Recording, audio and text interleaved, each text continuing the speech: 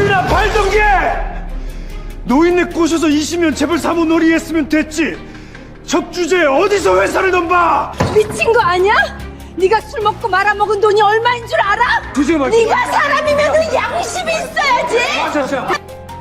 재벌 회장의 암 선고가 전해지자 식탁이 순식간에 전쟁터가 되었습니다. 가족들 모두가 자기가 죽기만을 기다려온 사람들 같았어요. 문득 죽기 전에 한 번이라도 누가 진짜 가족인지 알고 싶어졌습니다. 그리고 일주일 뒤 회사에 부도 소문을 내고 거짓골로 변장해 모두의 앞에 나타나자 자신의 아들까지 노인에게 소리치고 재수없다며 소금까지 뿌리며 쫓아내버렸습니다. 하지만 얼마 지나지 않아 누구도 믿을 수 없던 그 거지 노인이 자신에게 친절을 베푼 여인 앞에서 무릎을 꿇고 눈물을 흘리고 있었습니다. 다시 재벌 회장으로 돌아온 아버지의 모습에 아들과 며느리는 순간 숨이 멎어버렸고 자신들이 생각 없이 했던 행동 하나로 인생이 송두리째 날아가게 되었습니다. 대체 이 거지 회장을 눈물 흘리게 만든 그 착한 여인의 정체는 누구일까요? 자신에게 소리치고 소금을 뿌린 아들과 며느리의 최후는 어떻게 되었을까요? 사연 시작 전 구독과 좋아요 부탁드려요.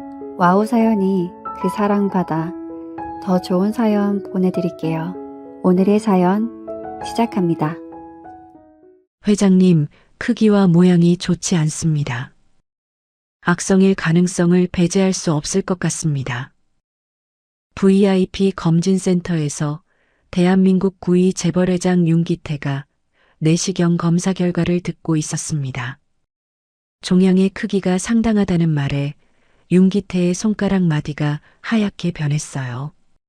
암이라는 겁니까? 그의 눈동자가 흔들렸습니다. 조직 검사 결과를 봐야 정확히 알 수 있습니다만 모양이 별로 좋지 않습니다. 뒤이은 의사의 말소리들이 물속에서 듣는 것처럼 뭉개지고 있었습니다. 병원을 나서며 바깥의 냉기가 얼굴을 스치는데도 그 감각이 전달되지 않을 만큼 윤기태는 충격을 받은 상태였어요. 차에 올라 집으로 돌아가는 모든 풍경들이 1시간 전과는 다른 세상이었습니다. 저들은 살아갈 사람이고 자신은 사라질 사람처럼 느껴졌어요. 평생을 앞만 보고 달려왔지만 지금 이 순간 그 앞에 낭떠러지가 놓여있는 기분이었습니다. 맨손으로 시작해 대한민국 9위의 대제국을 건설했던 불도저 윤기태의 세계가 통째로 흔들리고 있었어요. 잠시 고민하다가 앞좌석에 앉은 비서실장 권영호에게 지시했습니다. 오늘 저녁 애들 모두 저녁 먹으러 들어오라고 전해. 그 짧은 말을 건네는 중에도 무릎 위에 놓은 그의 손이 미세하게 떨리고 있었습니다. 68년을 살면서 처음 느끼는 종류의 감정이었지만 흔들리지 않겠다는 다짐으로 떨리는 손을 모아 주먹을 쥐었어요. 그날 저녁 재벌 회장의 대저택 식당 테이블에 가족들 모두가 모였습니다. 넓은 대리석 식탁에 반찬이 깔렸어요. 첫째 찬호가 양복 상의를 의자 등받이에 걸치며 앉았고 둘째 찬혁이 핸드폰을 만지작거리며 그 옆에 앉았습니다. 20살 연하의 후처 박수진이 맞은편에서 냅킨을 무릎 위에 펼치며 와인잔을 앞으로 당겼어요. 아무도 윤기태의 얼굴을 들여다보지 않았습니다. 오후 내내 창백했던 낯빛도 깊어진 눈 아래 그림자도 눈치채지 못했어요. 윤기태가 숟가락을 내려놓았습니다. 금속이 대리석에 닿는 소리가 식당 전체에 울렸어요. 오늘 병원에서 내시경 검사를 받았는데 암일 수 있다고 하더라. 찬혁의 젓가락이 공중에서 멈췄습니다. 박수진의 손이 물컵 위에서 굳었어요. 벽식의 초침 소리만 또각또각 식탁 위를 걸었습니다. 찬호가 먼저 입을 열었어요. 턱을 천천히 쓸어내리며 아버지가 아니라 모니터 속 재무제표를 읽는 눈으로 윤기태를 봤습니다. 그럼 빨리 지분 정리부터 해야죠.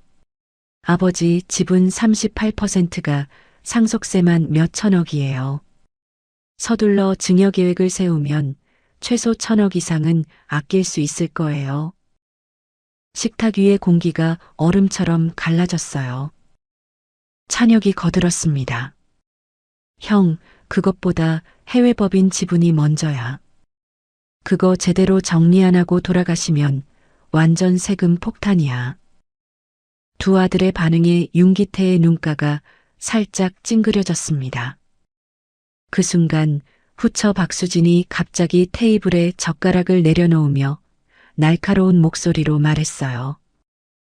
잠깐 지분 정리하는데 왜 니네들이 먼저 나서는 거야? 법도 몰라. 당연히 배우자 지분이 최우선이라고 법에도 쓰여 있어 이 친구들아. 정신 좀 차려. 여보 아니에요? 찬호의 눈이 순간 가늘어졌어요. 살짝 입꼬리가 비틀어지더니 소리를 높여 받아쳤습니다. 술집 여자 데려다가 26년이나 재벌사모 놀이했으면 됐지. 어디서 첩주제에 회사를 넘봐? 박수진의 얼굴이 불그락푸르락 변하며 손바닥이 식탁을 내리쳤어요. 국물 그릇이 흔들리며 찌개가 대리석 위로 찰랑거렸습니다. 네가 술 처먹고 말아먹은 계열사가 몇 갠 줄이나 알아? 사람 껍데기를 쓰고 최소한의 양심은 있어야지. 목소리가 갈라지며 손톱이 테이블 표면을 긁는 소리가 끼익 울렸어요. 찬혁이 아버지 쪽으로 몸을 돌리며 한숨을 내쉬었습니다. 아버지, 회사 지분 증여부터 저희한테 빨리 넘기시고 저 아줌마한테는 현금이랑 집 좀 넘겨주는 걸로 정리하시죠.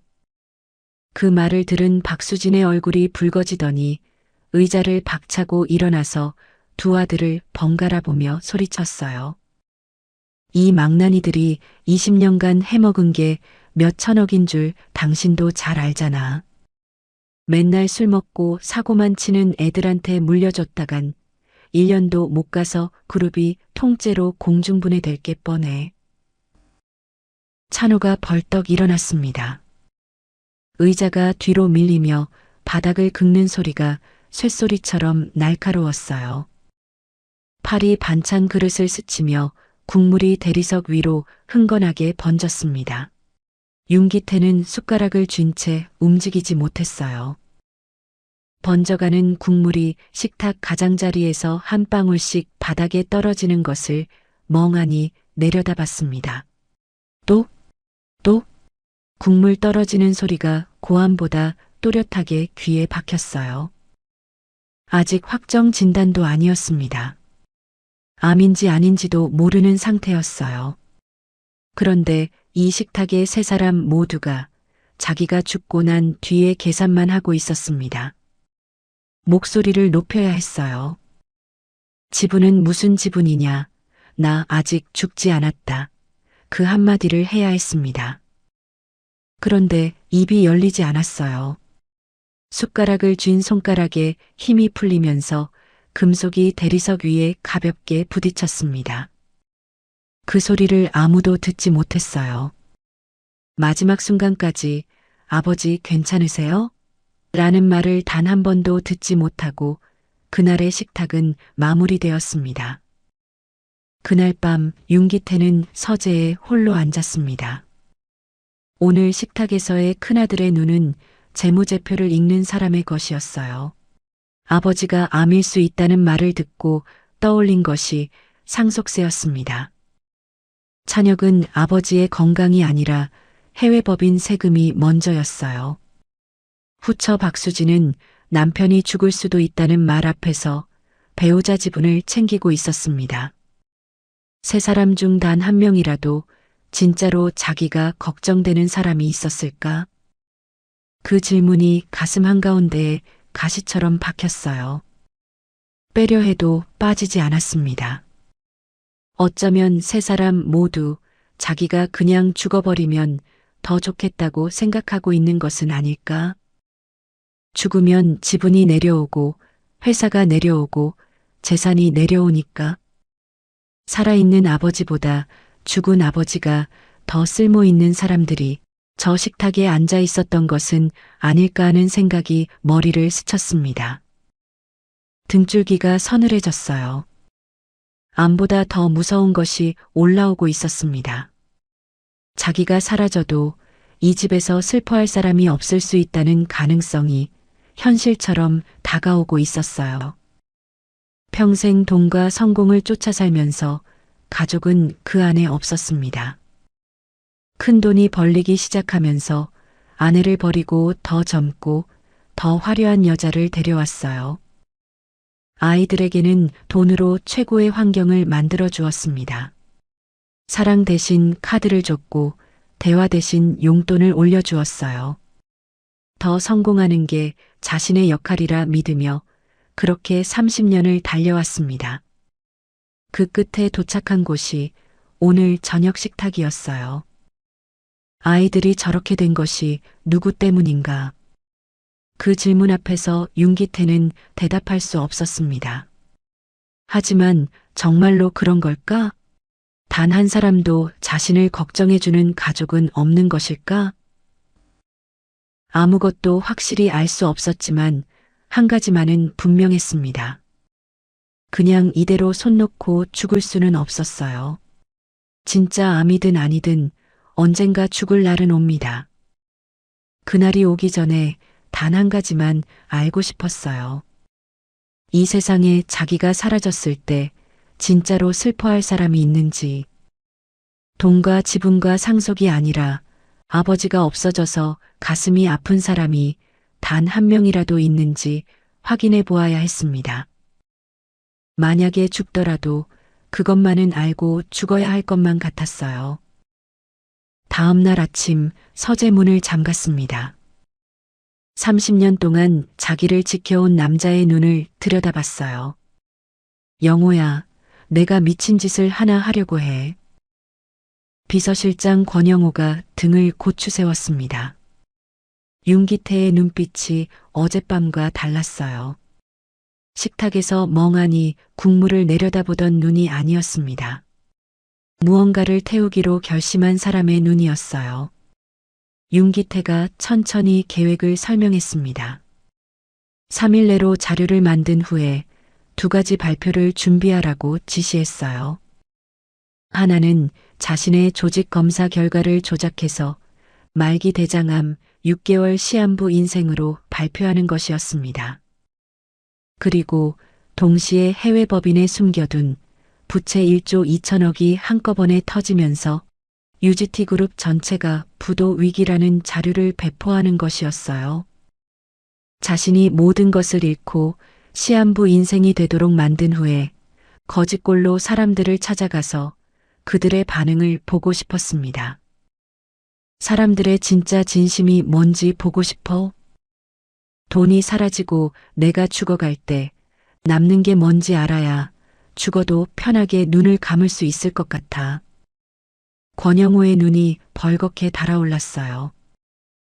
30년을 곁에서 지켜온 사람만이 알 수 있는 것이 그 눈 안에 있었습니다.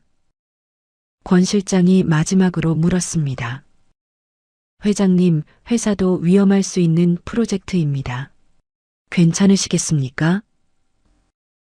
윤기태가 고개를 끄덕였습니다. 내 인생 최고의 투자 사업이 될 수도 있어. 내 모든 것을 걸고 승부를 봐야 할 때야.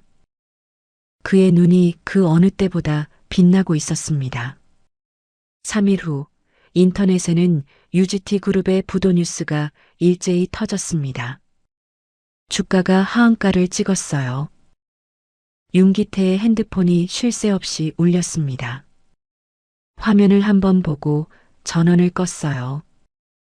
찬호에게서 온 부재중 전화 7통, 찬혁에게서 5통, 박수진에게서 3통, 이름들이 줄줄이 흘렀지만 그 이름들 사이에 아버지 괜찮으세요? 는 한 줄도 없었습니다. 회사를 나와 집에 도착했을 때 이미 집이 폭격을 맞은 것처럼 비어 있었습니다. 박수진이 부도 뉴스를 보자마자 하루 만에 집안의 모든 값나가는 물건들을 가지고 집을 나간 거였어요. 보석들과 명품 가방, 그리고 옷가지들 모두를 지방에 자신의 별장으로 모두 옮기고 연락을 끊었습니다. 드레스룸에 들어서니 박수진의 향수 냄새가 아직 공기 속에 떠다니고 있었어요. 26년을 함께 산 사람인데 부도 뉴스 하나에 가져갈 수 있는 모든 것을 가지고 사라졌어요. 홀로 남은 빈집에서 며칠 동안 세수도 면도도 하지 않았습니다. 수염이 거칠게 자라났어요. 옷장 가장 깊숙한 곳에서 낡은 점퍼 하나를 꺼냈습니다.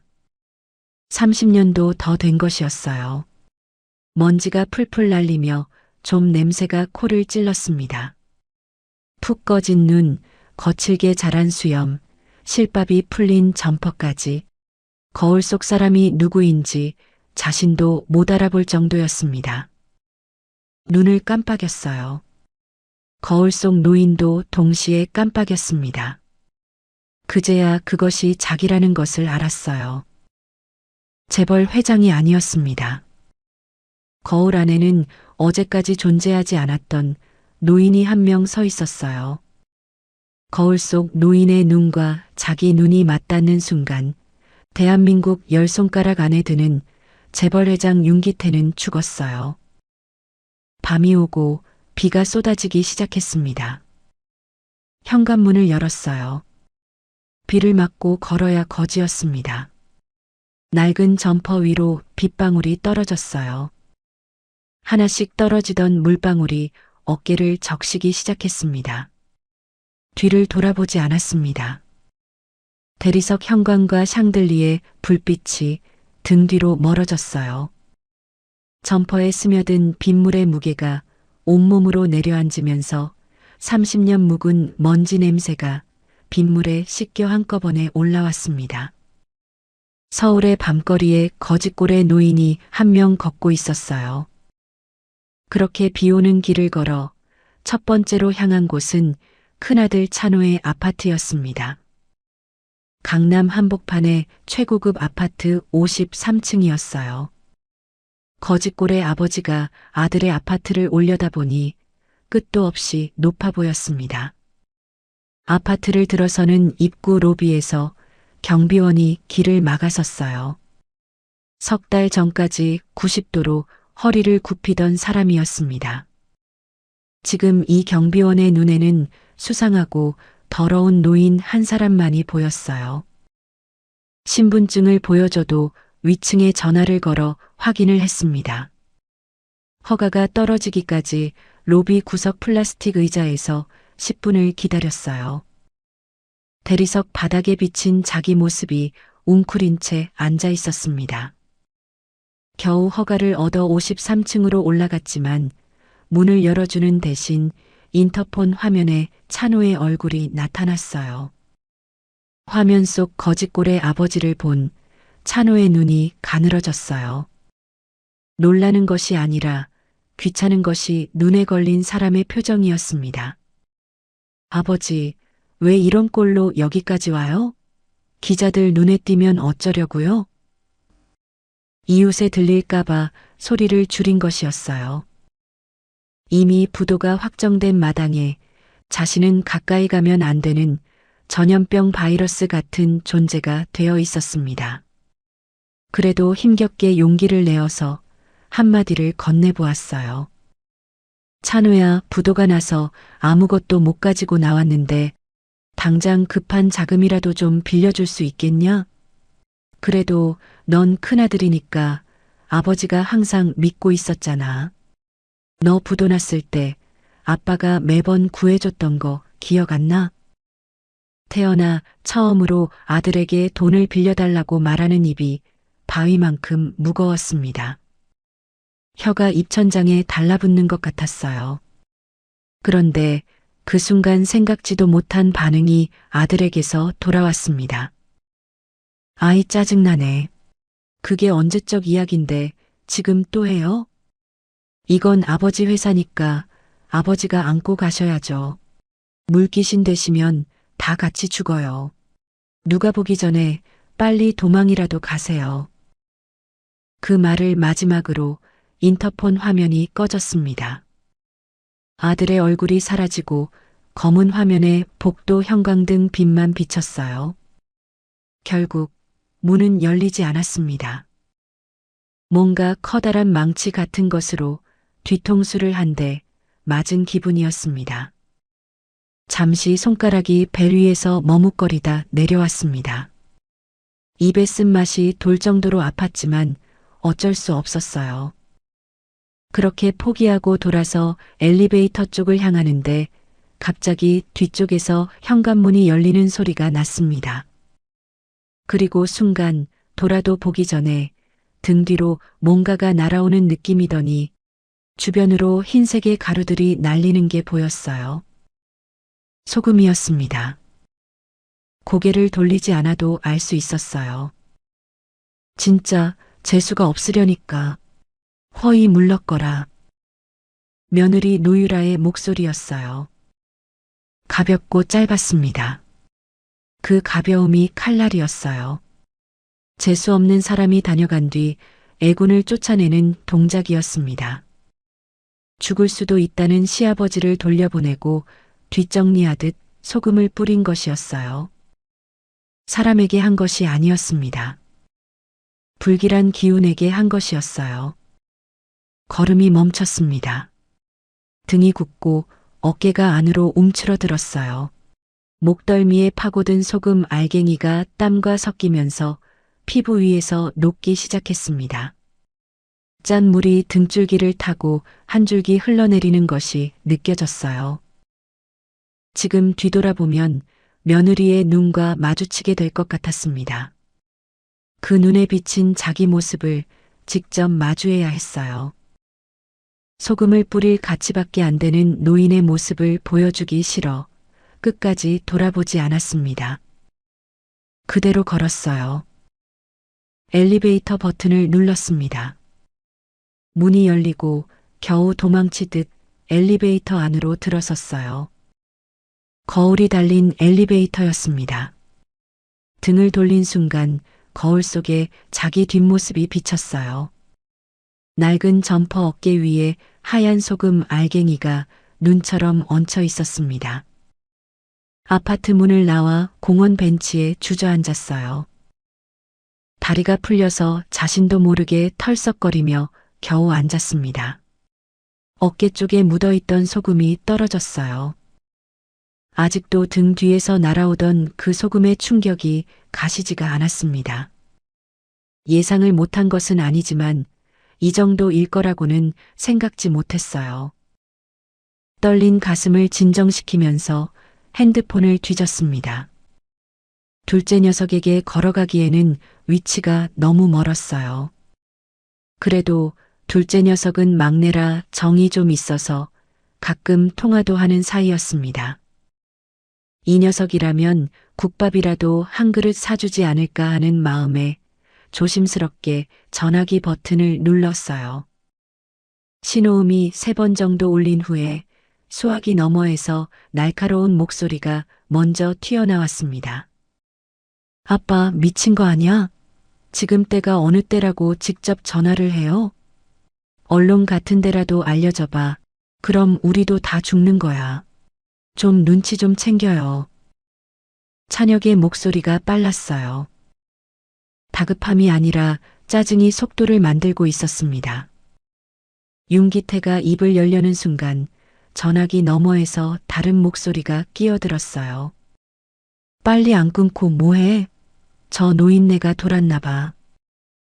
둘째 며느리 서예림의 목소리였습니다. 전화기에 직접 대고 한 말이 아니라 옆에서 남편에게 던진 말이었어요. 그래서 더 날 것이었습니다. 들으라고 한 말이 아니라 그냥 나온 말이었어요.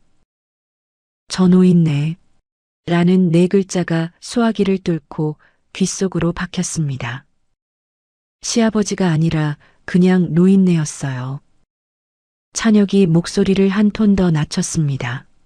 낮춘 목소리가 오히려 더 차가웠어요.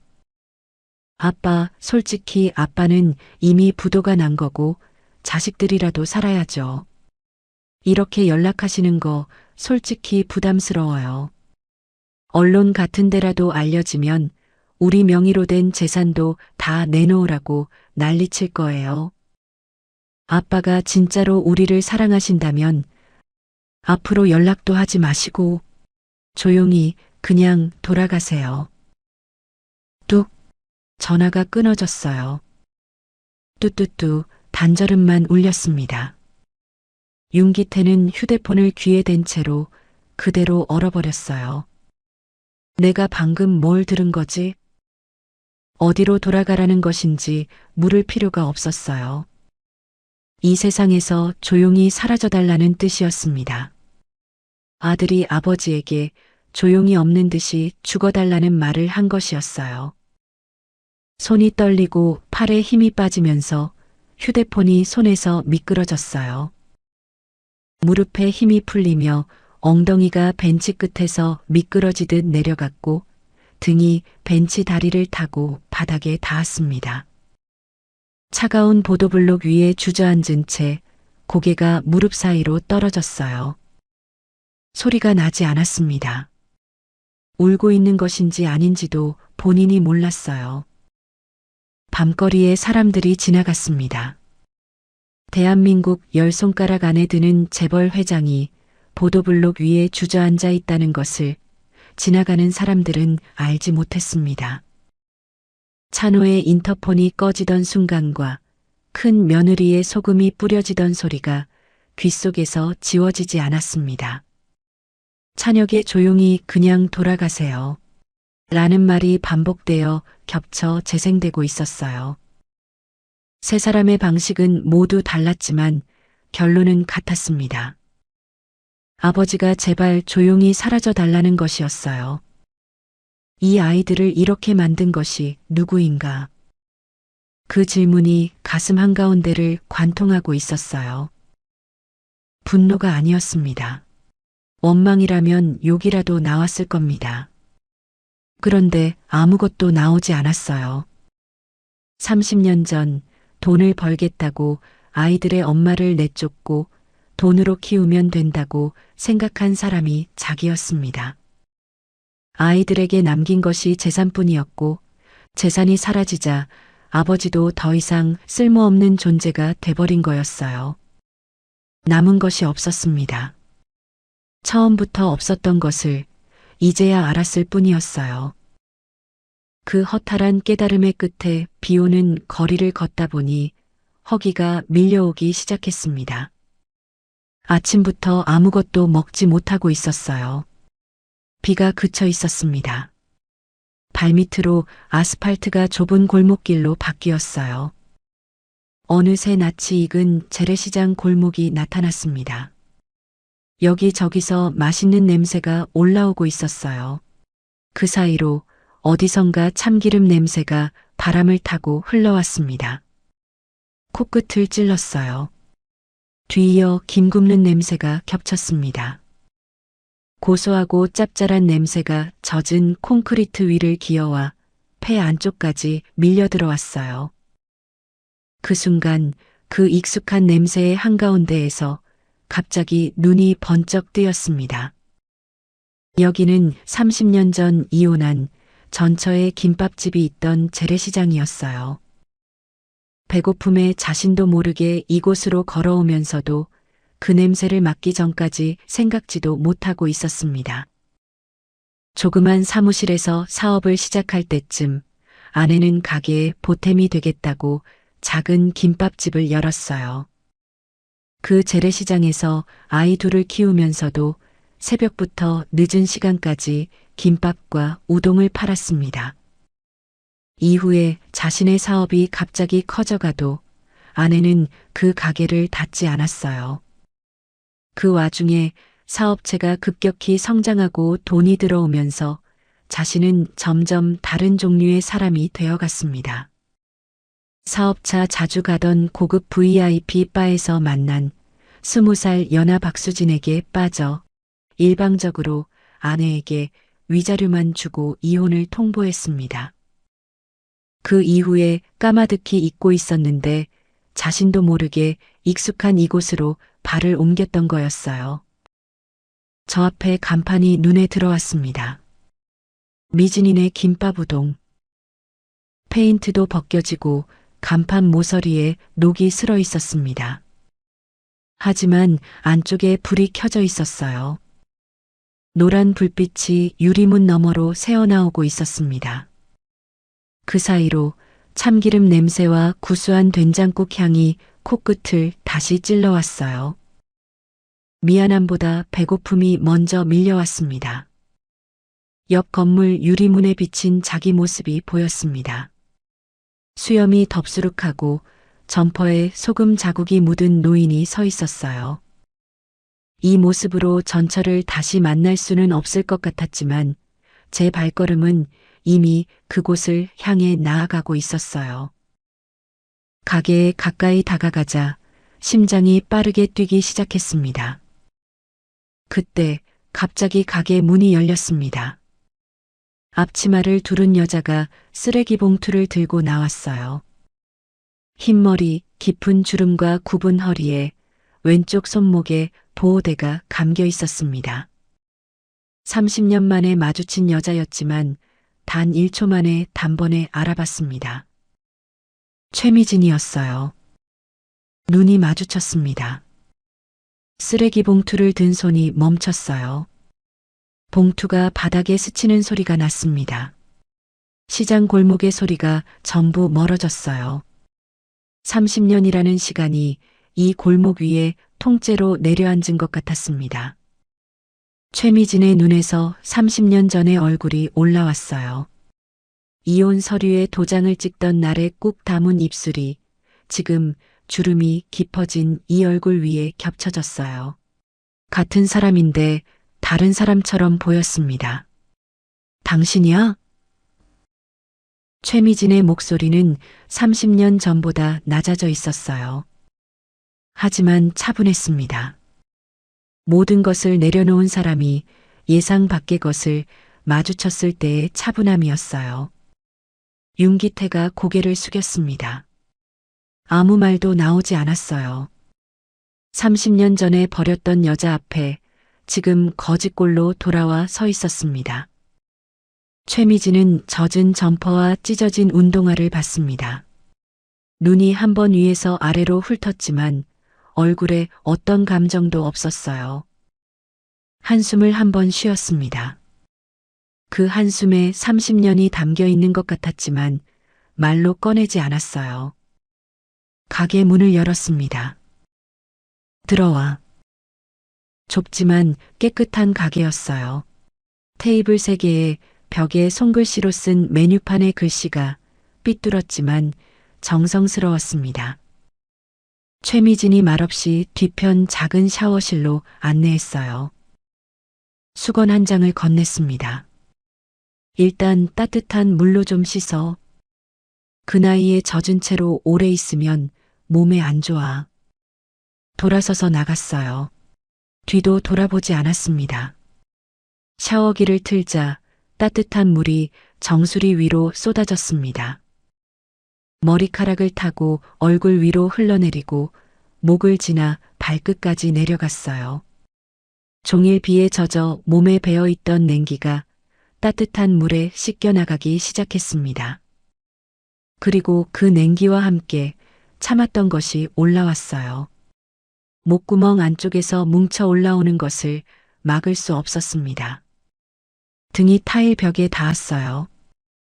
무릎이 구부러졌습니다. 쪼그려 앉은 채 물소리에 묻혀 밖에서는 들리지 않을 소리를 냈어요. 울고 있다는 것을 한참 뒤에야 알았습니다.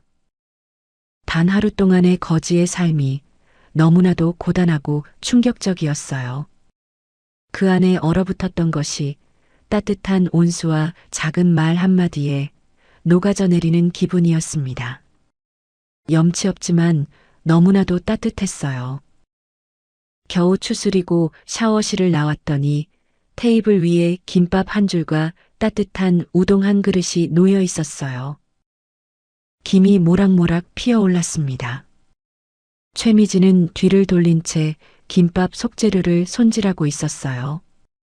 칼질 소리만 톡톡 규칙적으로 들렸습니다. 식기 전에 얼른 먹어. 김밥 한 조각을 집어 입에 넣었습니다. 참기름 향이 코를 스쳤어요. 밥알이 혀 위에서 풀어지면서 단무지의 아삭한 소리가 입안에서 울렸습니다. 30년 전 바로 그 맛이었어요. 30년 전 사무실에 싸들고 나가서 점심에 먹던 그 맛이 한치도 변하지 않고 그대로였습니다. 30년 전이랑 맛이 진짜로 똑같네. 최미진이 여전히 뒤를 돌린 채 대답했어요. 그 손맛이 어디 가겠어? 똑같은 사람이 만든 건데. 눈물이 올라왔지만 겨우 티나지 않게 삼켰어요.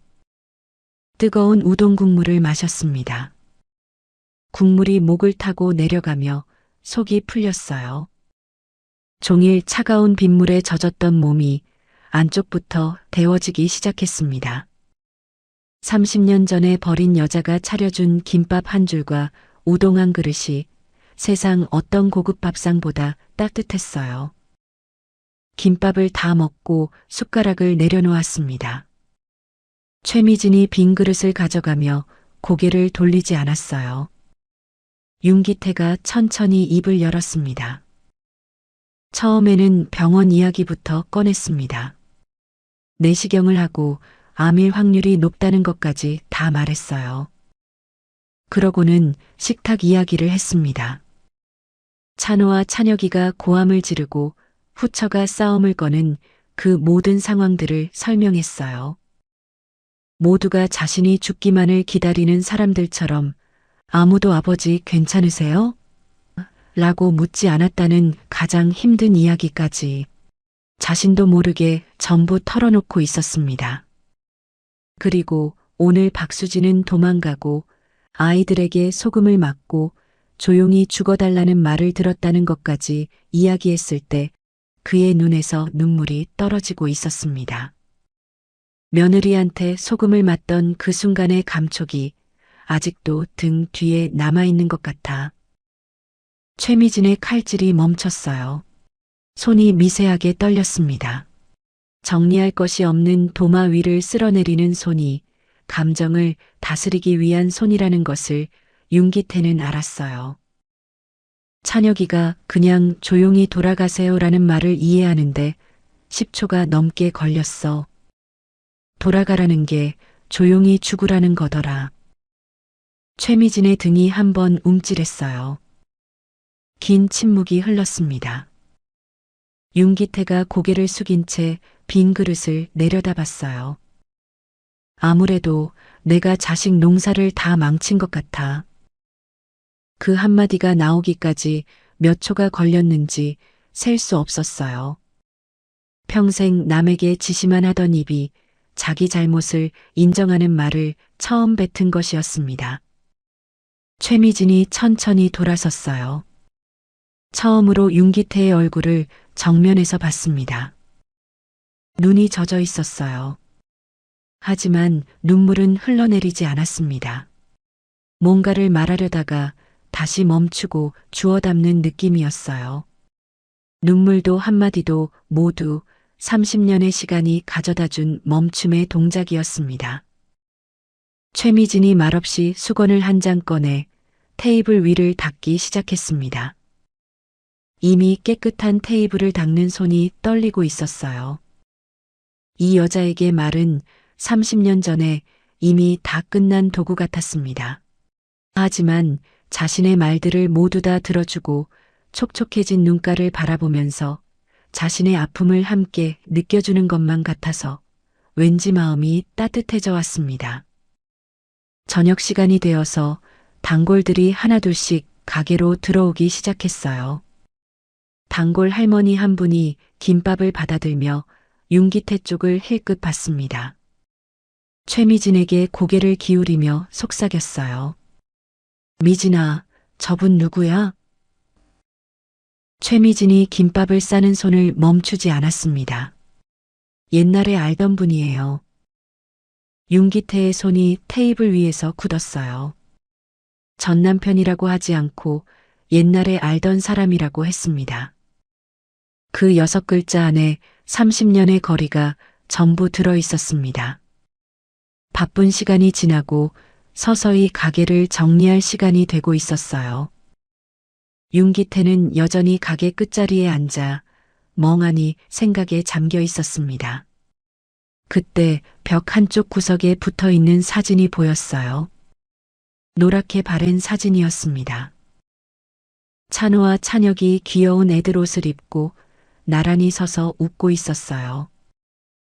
그 사진을 한참 동안 들여다보았습니다. 아이들의 엄마를 내쫓은 것은 자기였어요. 그런데 그 빈자리를 내쫓긴 엄마 쪽에서도 30년 동안 채우지 못하고 있었다는 것을 이 벽에 붙은 사진이 말해주고 있었습니다. 최미진이 개수대에 물을 잠그며 뒤를 돌아봤어요. 여전히 아무 말도 하지 않았습니다. 가게의 작은 쪽방에서 이 길고도 사연 많은 하루의 밤이 깊어가고 있었어요. 새벽 5시 아래층에서 김 굽는 냄새가 올라왔습니다. 최미진이 이미 일어나 움직이고 있었어요. 윤기태는 이불을 조심스럽게 갰습니다. 발끝으로 계단을 내려갔어요. 낡은 나무 계단이 삐걱거렸습니다. 벌써 가려고?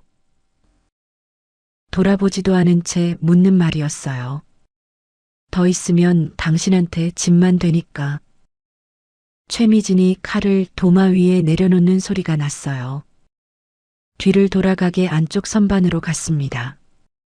낡은 보따리를 하나 꺼냈어요. 선반 맨 안쪽 다른 물건들 뒤에 숨겨져 있었습니다. 천으로 된 보자기에 무언가가 꼼꼼하게 쌓여 있었어요. 풀리지 않게 단단히 묶은 손자국이 보자기 위에 남아 있었습니다. 최미진이 그것을 내밀었습니다. 혼자 있을 때 나중에 열어봐. 손이 떨리지 않았어요. 30년 동안 이 순간을 준비해온 사람의 손이었습니다. 최미진이 다시 도마 앞으로 돌아갔어요. 칼질이 다시 시작됐습니다. 등을 보이고 서서 김밥 재료를 손질하고 있었어요. 고생 많았어, 영감. 이제 좀 쉬어도 돼. 목소리가 흔들리지 않았습니다. 30년 전 이혼 서류에 도장을 찍을 때처럼 이 여자는 가장 무거운 말을 가장 가벼운 목소리로 꺼냈어요. 등 뒤로 칼질 소리만 규칙적으로 울렸습니다.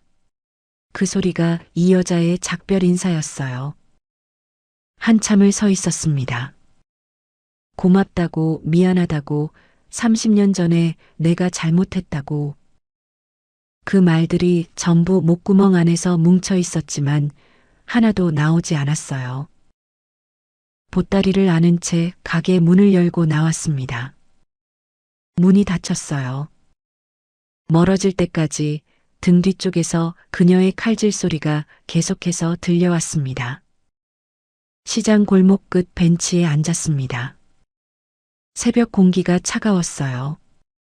보자기 매듭을 풀었습니다. 안에 낡은 가방이 있었어요. 통장이었습니다. 한 권이 아니었어요. 여러 권이 겹쳐 있었습니다. 첫 번째 통장을 꺼냈어요. 표지가 누렇게 변색되어 있었습니다. 1996년 4월 1일 20만 원. 1996년 5월 1일 20만 원. 같은 금액이 반복되고 있었습니다. 매달 첫째 날 같은 숫자가 줄을 맞춰 서 있었어요. 한 달도 빠지지 않았습니다. 1997년은 IMF가 터진 해였어요. 시장 상인들이 줄줄이 문을 닫던 해에도 같은 금액이 찍혀 있었습니다. 손가락 끝이 종이 위에서 미세하게 떨리기 시작했어요. 다음 통장을 꺼냈습니다. 2003년 2008년 전보다 매달 같은 금액이었어요. 20만 원이 매달 한 번도 거르지 않고 30년 동안 한 줄씩 쌓여 있었습니다. 잉크가 바른 줄과 새로 찍힌 줄 사이에 30년의 시간이 끼어 있었어요. 손가락이 멈췄습니다. 맨 앞 페이지로 돌아갔어요. 첫 줄이 1996년 3월 15일이었고 입금 5천만 원이 찍혀 있었습니다. 이건 이혼할 때 내가 건넨 5천만 원의 위자료였어요. 그 줄 아래로 출금 기록은 단 한 줄도 없었습니다. 위자료 5천만 원에 매달 20만 원씩 모은 금액이 30년 동안 그대로 쌓이고 있었어요. 통장을 쥔 손가락 마디가 하얗게 질렸어요. 가슴 안에서 무언가가 무너지기 시작했습니다. 하루도 빠지지 않고 매일 새벽 5시에 일어나 김밥을 말아번 돈이었어요. 무릎이 아파도 앉지 못하고 칼에 베어도 파스를 붙이고 다음날 또 나와서 번 돈이었습니다. 그 돈을 한 푼도 쓰지 않고 모았어요. 위자료도 건드리지 않았습니다. 왜인지는 모르겠지만 이 여자는 이 돈에 아예 손도 대지 않은 것 같았어요. 그때 보자기 바닥에 접힌 종이가 눈에 들어왔습니다. 손글씨로 쓴 편지였어요. 글씨가 흔들렸습니다. 아니, 글씨가 흔들리는 게 아니라 윤기태의 손이 떨리고 있었습니다. 당신은 사업하는 사람이라 언제 또 무슨 일이 있을지 알 수가 없잖아요. 혹시나 당신이 잘못되더라도 당신이 애들이랑 살 집은 그래도 필요할 것 같아서 조금씩 모았던 거예요. 이걸로 당신 작은 방이라도 하나 구해서 이제 편안하게 좀 지내요. 당신 평생 고생 많이 했으니까 이제 조금 쉬어도 돼요. 삐뚤한 글씨였습니다. 반듯하게 쓰려고 노력한 흔적이 있었지만 줄이 오른쪽으로 기울어져 있었어요. 마지막 마침표 옆에 동그란 얼룩이 하나 번져 있었습니다. 눈물이 떨어진 자국이었어요. 이 편지를 쓸 때 최미진도 울고 있었던 것이었습니다. 윤기태는 재산이 1조가 넘는 사람이었어요. 이사회에서 결제 한 번이면 수천억이 움직이는 사람이었습니다. 그런데 30년 전에 버린 여자가 김밥 하나에 3천 원을 받는 가게에서 매달 20만 원씩 30년을 모아 아무 조건 없이 건넨 것이었어요. 수조원짜리 남자의 식탁에서는 유산 전쟁이 벌어졌고 매달 20만 원을 모은 여자의 식탁에서는 따뜻한 김밥과 우동이 나왔습니다. 어느 쪽이 진짜 부자였는지 이 통장이 대답하고 있었어요. 통장에 찍힌 숫자가 그냥 돈이 아니었습니다. 그렇게 버림받은 뒤에도 버린 남자와 자식들에게 무슨 일이 있을지도 모른다는 걱정으로 이 여자는 자신의 모든 것을 내어주며 그 가족들의 울타리를 만들어주고 있었어요. 20만 원은 돈의 액수가 아니라 30년 동안 꺼지지 않은 가족을 향한 사랑이었습니다. 자기는 수조 원을 모으면서도 전부를 잃었고 이 여자는 20만 원을 모으면서도 전부를 지켰어요. 가슴 한가운데가 뜨거워지고 있었습니다. 30년 전 자신과 어울리지 않는다며 말하던 자기 목소리가 귓속에서 되살아났어요. 그때 내쫓은 것이 무엇인지를 이 통장이 30년치의 숫자로 보여주고 있었습니다. 통장과 편지를 가슴에 안았어요. 두 손으로 끌어안고 몸이 앞으로 숙여졌습니다. 등이 둥글게 말렸어요. 손이 통장을 놓을 수 없어 입을 막지 못했습니다. 소리가 새어나왔어요. 이를 악문 틈 사이로 참으려 할수록 더 깊은 곳에서 올라오는 소리가 새벽 시장 골목에 퍼졌습니다. 미안해. 미안해. 정말 미안해. 말이 아니라 숨이었어요. 내쉬는 숨 사이에 단어가 끼어 나오는 것이었습니다. 벤치 옆을 지나가던 아주머니가 걸음을 멈췄어요. 장바구니를 든 채 쪼그리고 앉아 우는 노인을 내려다봤습니다. 어르신, 괜찮으세요? 대답이 나오지 않았어요. 고개를 들 수 없었습니다. 한참을 그렇게 앉아 있다가 드디어 시장 벤치에서 일어났습니다. 통장과 편지를 가방에 넣고 지퍼를 닫았어요. 핸드폰을 들고 비서실장에게 전화를 걸었습니다. 영호야. 회장님, 어디십니까? 상태는 괜찮으신지요? 권영호의 목소리 안에 걱정이 가득 차 있었어요. 난 괜찮아. 그리고 이제 모두 다 확인했어. 슬슬 돌아갈 때가 된 것 같아. 윤기태가 허탈한 말투로 말을 이었어요. 알겠습니다. 그럼 계신 곳으로 차를 보내겠습니다. 목소리에 떨림이 없었어요. 기다려온 사람의 목소리였습니다. 검은색 세단 뒷좌석에 정장이 걸려 있었어요. 잘 다려진 셔츠와 코트, 그리고 금고에 넣어둔 시계까지 전부 준비되어 있었습니다. 낡은 점퍼를 벗었어요. 소금 자국이 아직 어깨에 하얗게 남아 있었습니다. 낡은 점퍼를 접어 조심스럽게 좌석 옆에 놓았어요. 버리지 않았습니다. 셔츠를 입고 넥타이를 맸어요. 매듭을 조이는 동안 목 안에 소금이 여전히 꺼끌거리는 것만 같았습니다. 권영호가 봉투 하나를 건넸어요. 사장님, 제일 중요한 보고입니다. 조직 검사 결과가 나왔습니다. 윤기태가 순간 머리끝까지 긴장된 표정으로 비서실장의 눈과 마주쳤습니다. 축하드립니다. 사장님, 암이 아니라 그냥 양성 종양입니다.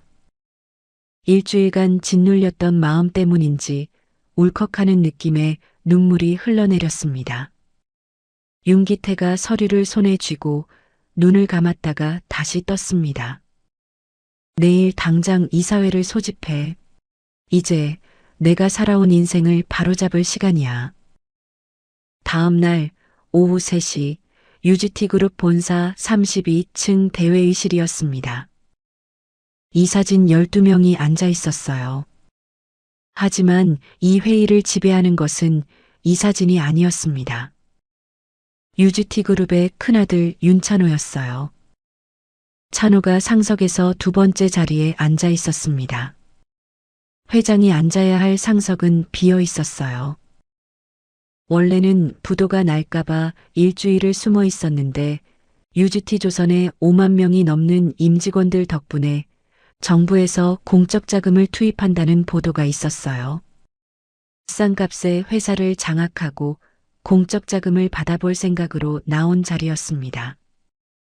찬혁이 그 옆에 앉아 핸드폰을 만지작거리고 있었어요. 화면을 내려다보고 있었지만 눈이 익는 것은 뉴스가 아니라 부동산 시세였어요. 어느새인가 박수진도 뭔가 떨어지는 게 있을까 하는 생각에 회의실 끝자리에서 다리를 꼬고 앉아 손톱을 살피고 있었습니다. 이 회의실에는 마지막까지 한 푼을 건지겠다는 사람들만이 남아있을 뿐 윤기태를 걱정하는 사람은 단 한 명도 없었어요. 찬호가 옆에 이사에게 고개를 기울이며 낮은 목소리로 말했습니다. UGT조선 5만 명 임직원이면 공적 자금 투입 요청 근거가 됩니다. 그 전에 지분 정리를 마쳐야 해요. 이사가 고개를 끄덕였어요. 찬호의 눈에 확신이 차 있었습니다. 부도가 난 회사를 인수하는 것은 아들의 도리가 아니라 사업적 기회였어요. 아버지의 빈자리가 슬픔이 아니라 기회로 보이는 눈이었습니다. 회장님이 일주일째 연락이 안 되시는데 혹시 어떻게 된 건지 아시는 분 없으신가요?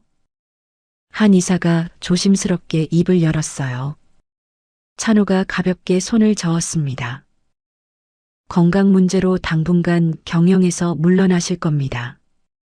오늘 이사회는 비상경 영체제 전환을 논의하는 자리입니다. 담담했어요. 아버지의 부재를 보고하는 것이 아니라 아버지의 소멸을 기정사실화하는 어조였습니다. 바로 그 순간 회의실 정문이 양옆으로 활짝 열렸습니다. 구두 소리가 먼저 들어왔어요. 검은 가죽이 대리석을 밟는 소리가 회의실 벽을 타고 번졌습니다. 30년 동안 이 복도를 지배해온 소리였어요. 이 소리를 모르는 사람은 이 회의실에 없었습니다. 이사진 12명의 고개가 동시에 문 쪽으로 돌아갔어요. 문틀 너머로 감색 해심이어 코트가 보였습니다. 수염은 깔끔하게 정리되어 있었고 눈 아래 그림자는 남아 있었지만 눈빛이 달랐어요. 더 이상 길거리의 거지의 눈이 아니라 바닥에서 시작해 UGT 그룹을 대한민국 10대 재벌로 일구어낸 야수의 눈빛이었습니다. 찬호의 서류를 넘기던 손이 순식간에 허공에서 굳어버렸어요. 사흘 전 인터폰 화면 속에서 거지 옷을 입고 돈을 빌려달라고 하던 그 아버지가 화려한 정장을 입고 이 회의실로 걸어 들어오고 있었습니다. 찬혁의 핸드폰이 손에서 미끄러져 테이블 위에 떨어졌어요. 놀라서 다시 핸드폰을 집어 들려다 아버지의 얼굴을 보자마자 그냥 손을 걷었습니다. 다리를 꼬고 앉아있던 박수진의 다리가 자기도 모르게 풀려 내려왔어요. 이틀 전 이삿짐 트럭 세대를 불러 별장으로 도망친 여자가 염치 없이 또 뭔가를 뜯어내려 방 안에 앉아 있었습니다. 이삿짐 맨 끝에 앉아있던 사회이사가 안경을 벗어 닦았어요. 지금 보고 있는 장면이 도저히 믿기지 않아서 다시 안경을 닦고 있었습니다. 드디어 윤기태가 UGT그룹 이사회장 의자에 앉았어요. 며칠 전까지 비어있던 이 의자에 거짓골로 아들에게 문전박대를 당한 노인이 앉았습니다. 대한민국 10손가락 안에 드는 재벌 회장이 이 회의실의 공기를 바꾸고 있었어요. 찬호와 찬혁과 박수진을 제외하고는 사흘 전에 이 사람이 거리의 거지였다는 것을 이 회의실의 어느 누구도 상상할 수 없었습니다. 윤기태가 비서실장에게 손짓을 하자 권 실장이 서류 한 묶음을 테이블 위에 내려놓았어요. 내가 이번에 큰 경험을 했어. 회의실 전체가 멈췄습니다. 이 한마디가 회의실에 내려앉는 무게가 달랐어요. UGT그룹 해외법인 부채 1조 2천억은 내가 만든 시나리오야. 원래부터 회사에 그런 부채는 없었어. 당연히 부도 뉴스도 사실과 다른 거지. 회장의 충격적인 발표에 이사진 사이에서 숨소리가 완전히 멈췄어요. 벽시계의 초침 소리가 갑자기 커졌습니다. 의자 삐걱거리는 소리 하나 나지 않았어요. 찬호의 눈이 커졌습니다. 입이 반쯤 벌어진 채 다치지 않았어요. 계산하던 머리가 멈추는 것이 얼굴에 그대로 드러났습니다. 방금까지 이 회사를 접수할 서류를 만들고 있던 사람의 머리가 접수할 회사가 아버지의 함정이었다는 사실 앞에서 완전히 정지해버렸습니다. 건강검진 결과도 나왔는데 다행히 암이 아니고 단순 종양이라더군. 아버지의 발표에 찬혁의 눈이 터질 듯이 커졌어요. 그리고 그 눈이 아버지의 얼굴 위를 헤매었습니다. 암이 아니라는 말이 마냥 기쁘게 들리는 것이 아니라 뭔가 죄스럽고 공포스럽기까지 한 그런 얼굴이었어요. 맨 끝자리에 앉아있던 박수진의 얼굴에서 순식간에 핏기가 사라지기 시작했습니다. 자기가 했던 일들을 어떻게 변명해야 할지 머릿속이 복잡한 표정이었어요. 내가 일주일 동안 정말 좋은 경험을 했어. 잠시 거짓골로 돌아다녀 봤더니 정말 인간들이 이렇게까지 추악할 수 있다는 것을 알게 되었지. 가족이라는 것들이 내가 조용히 죽어주면 좋겠다는 말을 전할 때는 정말이지 온몸에 소름이 다 끼쳤었어. 윤기태의 시선이 천천히 움직였어요. 찬호에서 찬혁으로, 찬혁에서 박수진으로 한 사람씩 시선을 옮겨갔습니다. 하지만 그 누구도 감히 그 시선을 마주할 수 있는 사람이 없었어요. 집안의 아버지가 암에 걸려서 죽을 수도 있다고 했을 때 이 집구석에서 처음 나온 이야기가 상속세와 지분을 가지고 밥상머리에서 자기들끼리 삿대질을 하고 싸우고 있었지. 단 한 명도 내가 괜찮은지 물어보는 사람이 없었어. 윤기태의 한마디에 가족들 중 그 누구도 고개를 들지 못했습니다. 이 사진 쪽에서 누군가가 물컵에 손을 뻗었다가 도로 걷었어요.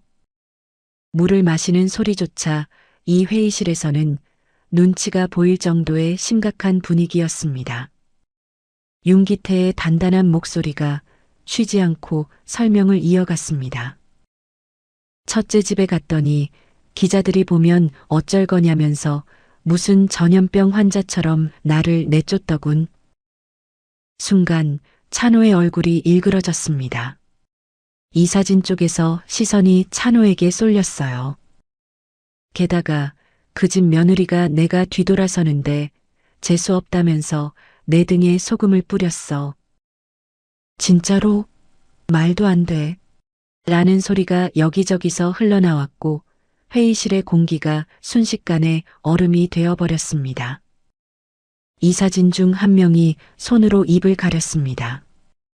옆에 이사가 의자 등받이에서 등을 떼며 앞으로 숙였어요. 소금을 뿌렸다는 말이 이 회의실에 가져온 충격은 그냥 내쫓았다는 말과는 차원이 다른 거였습니다. 저건 인간이기를 포기한 사람들이나 할 수 있는 짓들이었어요. 윤기태가 이번에는 찬혁이 쪽을 바라보며 설명을 이어갔습니다. 둘째한테 전화했더니 마지막에 더 잔인한 이야기를 하더군. 윤기태가 3초 정도 말을 잇지 못했습니다. 이 3초 안에 회의실의 모든 사람이 숨을 참고 있었어요. 조용히 그냥 돌아가세요. 어차피 시한부 인생인데 부도가 났으니 조용히 없는 듯이 있다가 죽으라는 말이었어. 찬혁의 어깨가 안으로 무너졌어요. 양손이 무릎 위에서 주먹을 쥐었습니다. 이제 다들 성인이니까 자기가 한 행동들에 대해 책임을 져야 한다는 것을 이번 기회를 통해 잘 배울 수 있으면 좋겠군. 말이 떨어지기가 무섭게 윤기태가 한 뭉치의 서류를 찬호의 테이블 앞으로 던졌어요. 윤찬호는 20년간 해외 법인 비자금 횡령 총액이 2,300억이 넘어 술 마시고 사고친 계열사를 합치면 피해액이 좋기 3천억 원이 넘을 거야. 찬호가 서류를 집어들었어요. 페이지를 넘기는 손가락이 떨리고 있었습니다. 날짜, 금액, 계좌번호, 이체 내역까지 한 건도 빠지지 않고 모두 들어가 있었어요. 20년간 숨겨온 것들이 활자가 되어 이사 12명의 눈앞에 놓여 있었습니다. 두 번째 서류 묶음이 찬혁이 앞에 놓여졌어요. 윤찬혁은 계열사 매출 조작 및 배임으로 집계된 게 총액이 800억이 넘어. 이런 장난질을 하고도 여태 감옥에 안 간 게 신기할 정도야. 찬혁은 서류에 손을 대지 않았어요. 고개를 숙인 채 저 서류를 보지 않아도 내용을 모두 다 안다는 듯이 머리를 쥐어짰습니다. 재무이사의 펜이 테이블 위에서 또르르 굴러가는 소리가 났어요. 그 펜이 멈추기도 전에 윤기태의 무거운 목소리가 날아왔습니다. 윤찬호, 윤찬혁은 오늘부로 UGT그룹의 모든 직위에서 해임하고 사건은 모두 검찰로 넘기도록 한다. 아무 표정도 없이 마치 감정 없이 사건을 처리하는 판사처럼 윤기태가 말을 이어갔습니다. 그리고 박수진은 해외 부동산 은닉 자산조사 결과가 나왔어. 해외 별장들의 싱가포르 계좌까지 총액이 1,000억이 넘는데 이거 전부 압류하고 검찰에 고발 조치할 거야. 박수진의 입술이 달싹거렸어요. 소리가 나오지 않았습니다. 의자 팔걸이를 쥔 손가락 마디가 하얗게 질려 있었어요. 그 순간 찬호와 찬혁이가 갑자기 앞으로 나오더니 무릎을 꿇고 윤기태에게 머리를 조아렸습니다. 아버지, 제가 잘못했습니다. 한 번만 용서해 주세요. 그때는 저희도 겁이 나서 그랬어요. 눈물이 범벅이 된 채로 형제가 아버지 앞에 용서를 빌었어요. 그 모습을 위에서 바라보던 윤기태가 입을 열었습니다.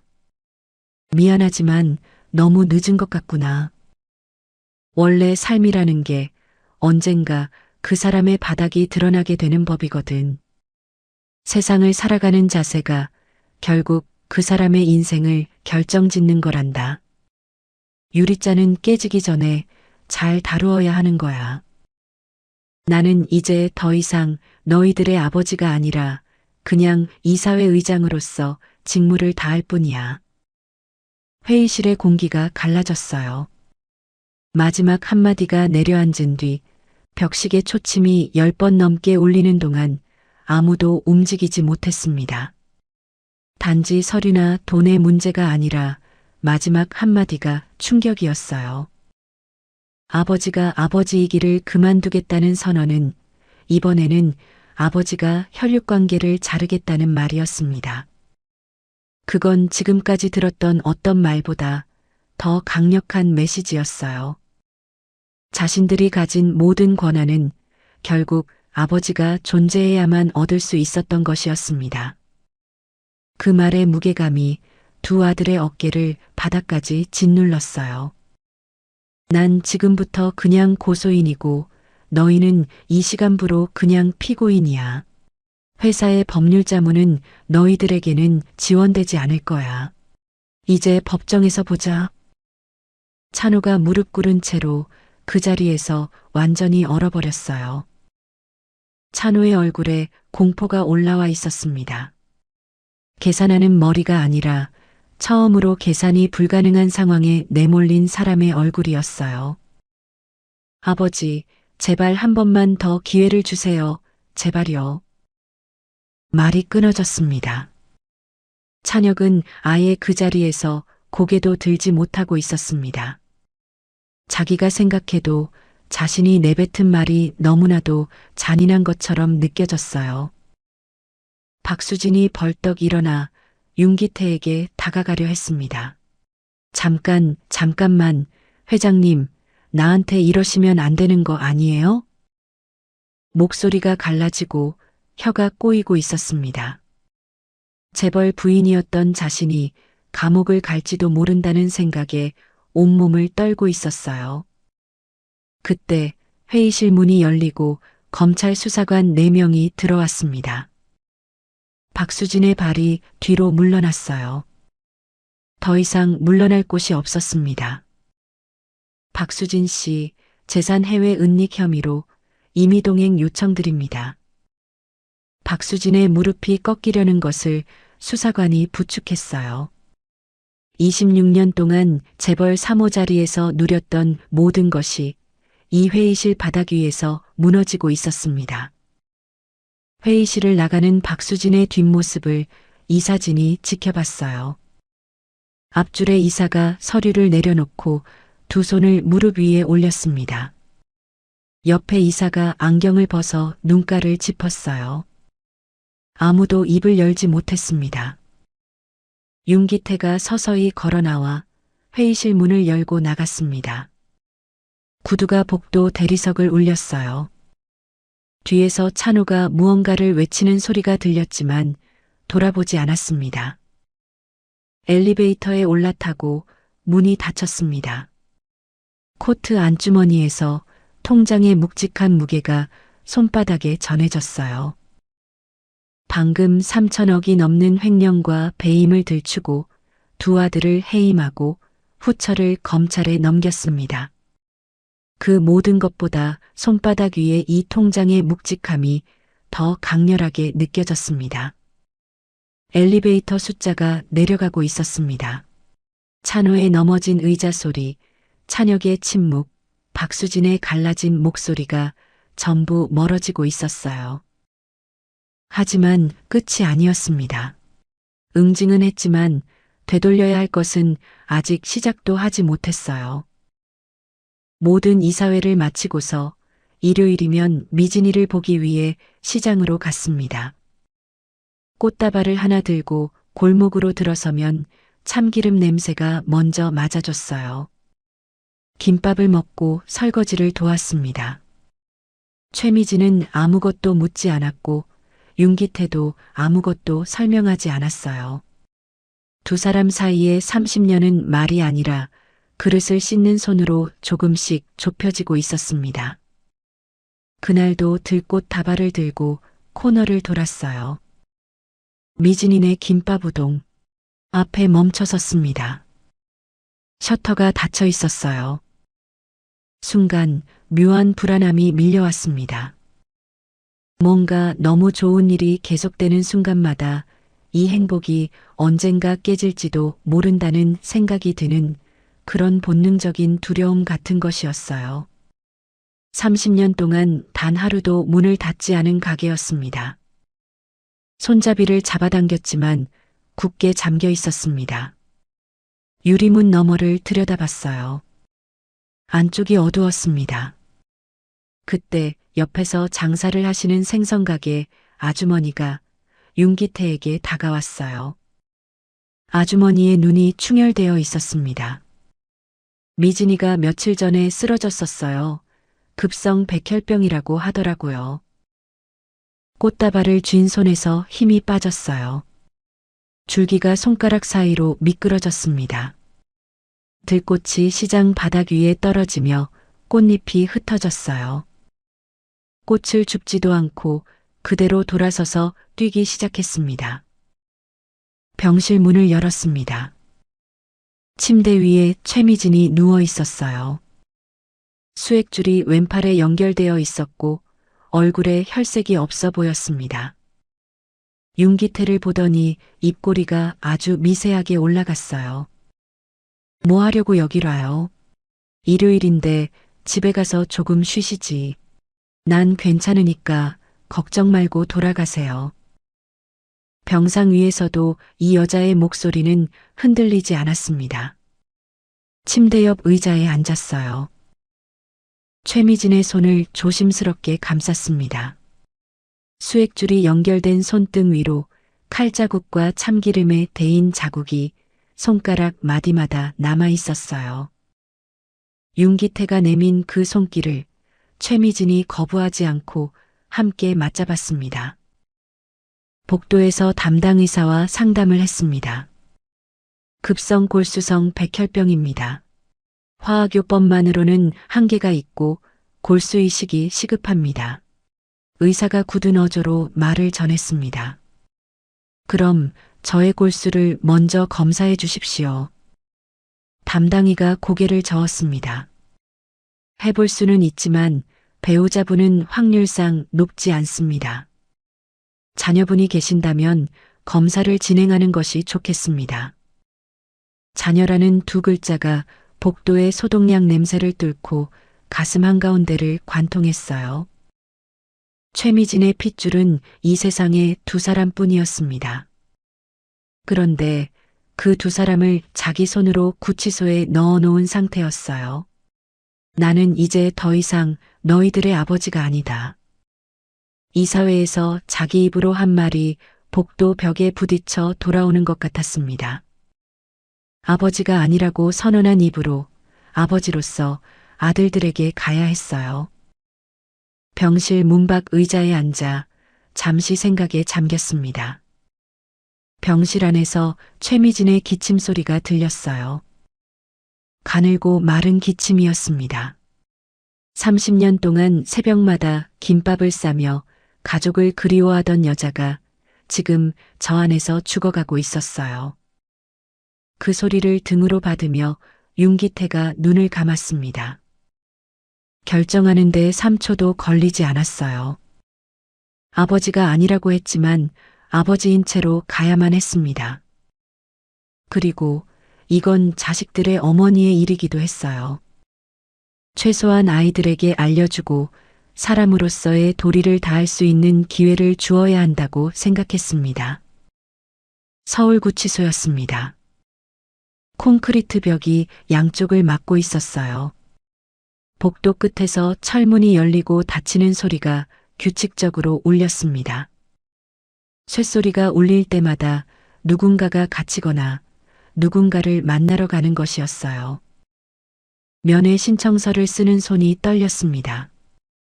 이제 아버지가 아니라고 선언한 사람이 면회 사유에 가족 면회라고 적고 있었어요. 대기실 플라스틱 의자에 앉아 번호가 불리기를 기다렸습니다.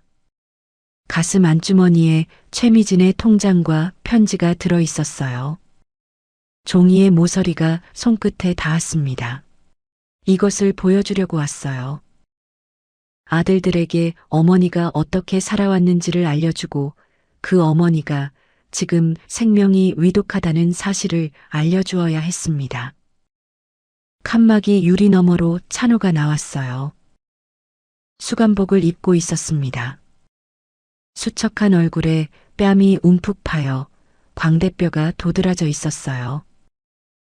이사회에서 아버지의 지분을 계산하던 사람과 같은 사람이라고 믿기 어려웠습니다. 플라스틱 의자에 앉으며 수갑이 채워진 손을 무릎 위에 올렸어요. 아버지. 목소리가 갈라져 있었어요. 윤기태가 힘겹게 입을 열었습니다. 오늘 너를 당장 용서하러 온 것이 아니야. 대신 너에게 다시 시작할 기회를 주러 왔다. 찬호의 눈이 아버지 위에 멈췄어요. 너희 어머니가 급성백 혈병으로 쓰러졌다. 골수이식이 필요한데 내 것은 맞지 않아. 찬호의 입이 벌어졌다 다쳤어요. 칸막이 유리 위에 입김이 번지면서 유리 표면이 뿌옇게 흐려졌습니다. 어머니가 많이 안 좋은 거예요? 그래도 자기를 낳아준 사람이어서 그런지 걱정스러워하는 눈빛이었습니다. 그래, 지금 상태가 많이 좋지 않아.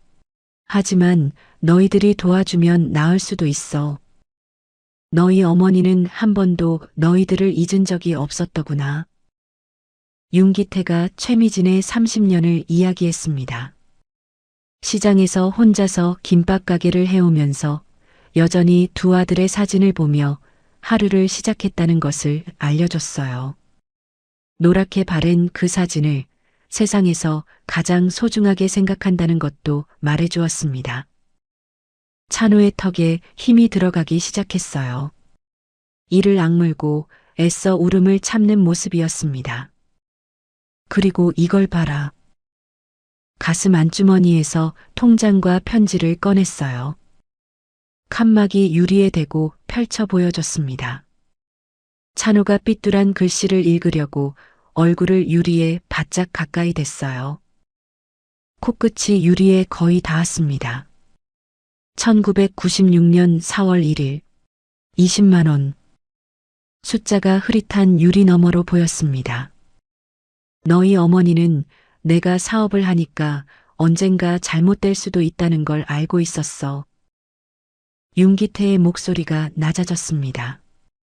그래서 매달 김밥을 말아서 하루도 빠지지 않고 적금을 넣었어. 만약에 사업이 망해서 너희가 빈털터리로 돌아오더라도 그때 조금이라도 보탬이 되려고 위자료도 한 푼도 안 쓰고 너희들을 위해 지금까지 준비해 둔 거였어. 찬호의 눈에서 참았던 눈물이 쏟아져 내리기 시작했습니다. 유리의 바짝 된 얼굴 위로 눈물이 볼을 타고 턱까지 내려갔어요. 30년 동안 새벽마다 일어나서 김밥을 말고 무릎이 아파도 파스를 붙이고 다음 날 또 나와서 일한 이유가 전부 너희 때문이었어. 너희가 망해서 돌아오더라도 엄마가 빈손으로 맞지 않으려고 그랬던 거야. 찬호의 어깨가 흔들리기 시작했어요. 이를 악물고 있었지만 턱이 떨리는 것이 유리 너머로 보였습니다. 옆에서 교도관이 시선을 돌렸어요. 먼저 나와서 어머니를 위해 골수검사부터 받아라. 어머니를 살리는 게 네가 사람으로 돌아오는 첫걸음이 될 거야. 그리고 감옥을 나와서 아픈 어머니를 도우면서 천천히 새롭게 시작하는 게 어떨까 한다. 찬호가 고개를 끄덕였어요. 말이 나오지 않았습니다. 면회를 마치고 돌아서면서도 여전히 어깨를 들썩이고 있었어요. 아들에게서 조금은 인간적인 부분이 보이는 것 같아서 마음 한켠이 편안해오는 것이 느껴졌습니다. 그리고 잠시 후에 찬혁이가 들어와 같은 자리에 앉았습니다. 형보다 더 수척했어요. 눈 아래 그림자가 깊었고 광대뼈 위로 피부가 팽팽하게 당겨져 있었습니다. 의자에 앉으며 수갑찬 손을 테이블 위에 올렸어요. 조금 전 찬호에게 전한 것과 같은 이야기를 들려주었습니다. 엄마의 삐뚤한 글씨를 한 글자씩 쫓는 눈이 마지막 글자에서 멈췄어요. 두 손으로 얼굴을 감싸며 흐느꼈습니다. 형과 달리 소리가 새어나왔어요. 어깨가 크게 들썩이며 수감복이 출렁거렸습니다. 형은 소리를 참는 사람이었고 동생은 참을 수 없는 사람이었어요. 어머니가 우리를 위해서 그렇게 사셨어요? 찬혁의 손이 유리를 짚었습니다. 윤기태가 유리 반대편에서 같은 높이에 손을 대어 주었어요. 아버지, 빨리 나가서 어머니를 보고 싶어요. 이제 어머니 옆에서 저도 사람 구실하면서 착실하게 살아보도록 할게요. 아버지, 진짜 죄송했어요. 두 손바닥 사이에 칸막이 유리가 끼어 있었어요. 만질 수 없는 거리였습니다. 하지만 유리 사이로도 두 부자의 온기가 전달되는 것만 같았어요. 힘겨운 발걸음으로 구치소를 나왔습니다. 정문 밖 계단에 서서 하늘을 올려다봤어요. 아들을 유치장에 보내고 힘겨웠던 마음들이 조금은 편안해진 느낌이었습니다. 아들들의 눈물 속에서 자신이 받은 상처도 조금은 누그러지고 있었어요. 이 모든 것들이 미진이가 30년 만에 찾아준 선물처럼 느껴졌습니다. 빨리 병원으로 돌아가 미진에게 이 기쁜 소식을 알려주고 싶었어요. 병원으로 돌아가는 발걸음이 너무나도 가벼워져 있었습니다. 바로 다음 날 두 아들이 외출허가를 받고 병원에서 체열을 마쳤습니다. 일주일 후 두 아들의 골수 조직 검사 결과가 나왔다는 연락을 받았어요. 담당 의사가 컴퓨터를 클릭하는 몇 초가 몇 시간처럼 길게만 느껴졌어요. 드디어 화면이 바뀌더니 의사가 윤기태를 바라보며 말을 전했습니다. 회장님, 축하드립니다. 찬호 씨의 HLA 항원이 환자분과 완벽하게 일치합니다. 윤기태의 손이 무릎 위에서 주먹을 쥐었어요. 자신도 모르게 눈물이 흘러내렸습니다. 아내를 살릴 수 있다는 기쁨과 함께 아들들도 다시 사람의 도리를 할 수 있게 된 것이 너무나도 감사하게만 느껴졌어요. 수술 전날이었습니다. 구치소 특별 외출 허가를 받은 찬호가 수갑을 찬 채 병원에 도착했어요. 교도관이 한 발짝 뒤에 서 있었습니다. 병실 문이 열렸어요. 병실에 누워있던 최미진이 먼저 고개를 돌렸습니다. 흐릿한 시야 안에 누군가의 얼굴이 보였어요. 초점이 맞지 않았습니다. 짧게 깎은 머리에 수척한 볼, 그리고 수감복까지 입은 낯선 얼굴이었어요. 그런데 눈매 쪽을 바라보다가 그 눈을 마주치는 바로 그 순간 최미진이 입을 막고 흐느끼기 시작했습니다. 30년 전 현관에서 엄마 어디가? 라고 물었던 아이의 눈매였어요. 11살의 얼굴이 41살의 얼굴 위에 겹쳐졌습니다. 뼈대가 커지고 살이 빠졌지만 그 눈만은 변하지 않았어요. 찬호야. 이름을 끝까지 부르기도 전에 목소리가 갈라졌습니다. 하지만 또렷하게 불렀어요. 무려 30년 만에 아들의 이름을 소리내어 불렀던 거였습니다. 어머니가 자신의 이름을 부르는 순간 찬호가 그 자리에 주저앉아 버렸어요. 11살 때 한 달 넘게 아무것도 먹지 않고 엄마를 찾았던 그 어린 시절의 자신의 모습이 불현듯 떠올랐습니다. 어떻게 자기가 엄마를 잊고 살고 있었을까를 떠올리면서 그 자리에서 무너져 버렸어요. 미안한 마음에 한 발짝도 못 움직일 것만 같았습니다. 그저 그 자리에 주저앉아서 어린 아이처럼 엄마 미안해. 늦게 와서 진짜로 미안해 라는 말만 되풀이하고 있었어요. 그 모습을 바라보던 최미진이 찬호를 다시 불렀습니다. 괜찮아, 아들. 엄마한테 가까이 와도 괜찮아. 엄마가 한번 안아봐도 될까, 우리 아들?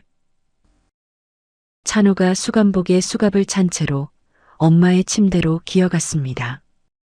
그리고 침대 앞에 무릎을 꿇고 엄마의 두 손을 꼭 잡았습니다.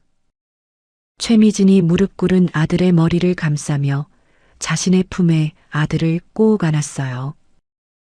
입에서 꺼억거리는 소리가 나올 만큼 30년 만에 안아보는 아들의 숨결이 너무나도 그리웠었습니다. 두 모자의 상봉에 뒤에서 지켜보던 경찰관 두 사람도 고개를 돌려 눈물을 훔쳤습니다. 윤기태가 병실 문 밖에 서 있었어요. 유리창 너머로 그 장면을 보고 있었습니다. 소리는 들리지 않았어요.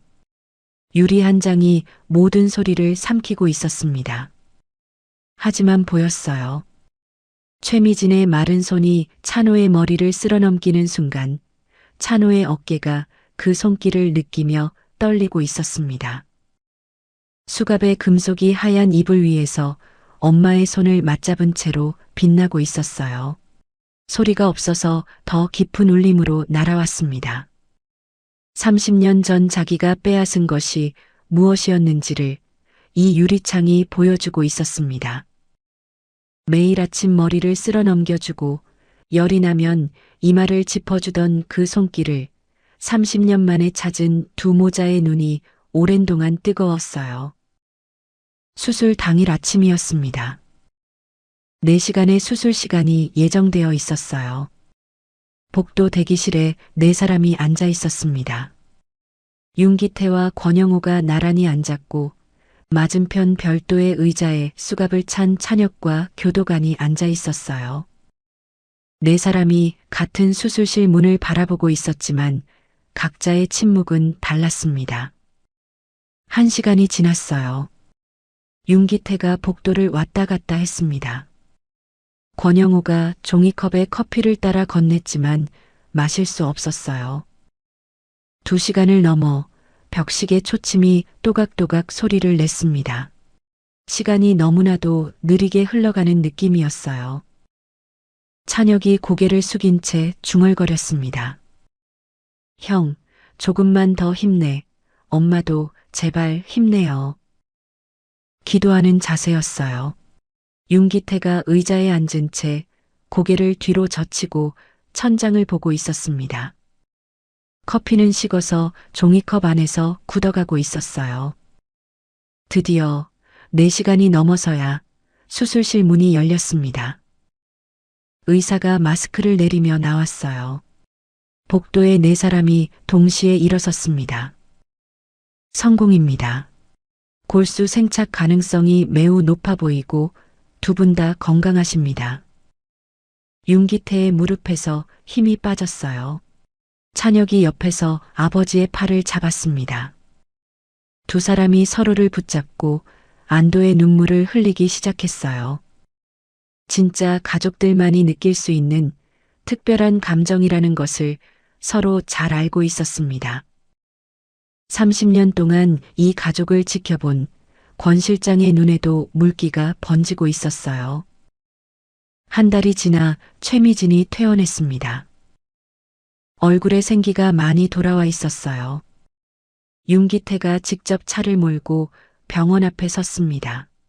라디오에서는 미진이 좋아하는 팝송이 나오고 있었고 두 사람의 손은 맞잡은 상태였어요. 구치소에 들어가 있던 두 아들에 대한 고소는 모두 취하했습니다. 횡령금은 전액 반환하고 기소유예를 받았어요. 박수진은 재산 해외 은닉 혐의로 재판이 진행 중이었습니다. 별장도 콘도도 싱가포르 계좌도 전부 압류되었어요. 26년 동안 쌓아 올린 것들이 이삿짐 트럭 세대에 실려 나간 그 속도보다 더 빠르게 사라지고 있었습니다. 두 아들이 출소해서 윤기태 앞에 나란히 섰습니다. 아버지, 감사합니다. 윤기태가 두 아들을 바라봤어요. 감옥에서 나온 아들들의 얼굴이 안에서 보았을 때와 많이 달라져 있었습니다. 용서가 아니다. 두 아들이 고개를 들었어요. 지금부터 너희들에게 진짜 마지막 기회를 주는 거야. 일단 UGT 그룹에서 나와서 시장에 있는 어머니 김밥집에서 일을 배우도록 해라. 3년 동안 어머니 곁에서 새벽부터 밤까지 같이 일하면서 아픈 어머니를 모시고 도와드린다고 생각해도 좋아. 하지만 무엇보다 중요한 것은 니네들이 돈이 무엇인지 바닥부터 배우고 사람과 인생에 대해서 깨닫는 시간이 되길 바란다. 이제는 가족의 울타리가 생겼다는 생각에 찬호와 찬혁이의 마음도 아버지와 크게 다르지 않았습니다. 3년 뒤에 너희가 진짜로 달라졌다면 그때 진짜 인생과 회사에 대해서 다시 이야기 나눌 수 있으면 좋겠구나. 찬혁이 먼저 고개를 숙였어요. 하겠습니다. 찬호도 끄덕였습니다. 동생이 먼저 고개를 숙이고 형이 따라가는 것이 낯설었지만 서로 바라보고 웃고 있었어요. 찬호가 집에 돌아와 노유라에게 3년 동안 시장 김밥집에서 일하게 되었다고 말했습니다. 나도 시장에서 일하라고요? 내가 왜요? 노유라의 눈이 날카로워졌어요. 소금을 뿌리던 날의 눈과 같았습니다. 찬호가 그 눈을 피하지 않고 바라봤어요. 가기 싫으면 안 가도 돼. 그럼 나 혼자 간다? 목소리가 흔들리지 않았습니다. 이사회에서 지분을 계산하던 목소리와 달랐어요. 이제는 진짜 가족을 위해 자신이 무엇을 해야 하는지를 정확하게 알고 있는 단단한 목소리였습니다. 노유라가 한참을 서 있었어요. 구치소에서 나온 남편의 눈이 예전과 다르다는 것을 이 여자도 느꼈을 거예요. 그 눈을 보는 순간 복도에서 낡은 점퍼 어깨 위로 소금을 뿌리던 자기 손이 떠올랐습니다. 남편의 뜻을 따르는 것이 자기의 잘못을 속죄하는 유일한 길이라는 것을 느낄 수 있었어요. 길게 한숨을 한번 쉬고 옷장으로 걸어가서 짐을 쌌습니다. 찬혁의 집에서는 찬호의 집과 조금 분위기가 달랐어요. 서예림이 이혼 서류를 내밀었습니다. 미쳤어? 시장에서 김밥을 말아? 그냥 우리 깔끔하게 이혼하자. 찬혁이 서류를 바라봤어요. 한참을 보다가 이 순간이 어딘가에서 본 장면이라는 것을 깨달았습니다. 아내의 모습에서 예전에 자신의 철없던 시절의 행동들이 비쳐 보였어요. 찬혁은 이제 예전의 철없는 아들이 더 이상 아니었습니다. 이혼 서류에 도장을 찍어주면서도 마음은 오히려 더 홀가분한 기분이었어요. 일주일 뒤 새벽 4시였습니다. 미진이네 김밥 우동의 셔터가 올라갔어요. 예전에는 최미진 혼자 올리던 셔터를 찬혁이 올리고 있었습니다. 찬호가 그 옆에서 가게 문을 열고 불을 켰어요. 형광등이 깜빡이다 켜졌습니다. 찬호가 김을 굽고 있었어요. 태어나 처음 김을 굽는 손이 서툴렀습니다. 김 한 장이 불에 닿는 순간 가장자리부터 까맣게 타들어갔어요. 연기가 올라왔습니다. 찬혁이 밥을 짓고 있었지만 물 조절을 잘못해서 밥이 질었어요. 노유라가 단무지를 썰고 있었지만 칼질이 불균일해서 두꺼운 것과 얇은 것이 섞여 있었습니다. 수천억 재산을 가졌던 재벌의 아들과 며느리가 새벽 4시에 3,000원짜리 김밥 재료를 앞에 놓고 땀을 흘리고 있었어요. 최미진이 구석 의자에 앉아 지켜보고 있었습니다.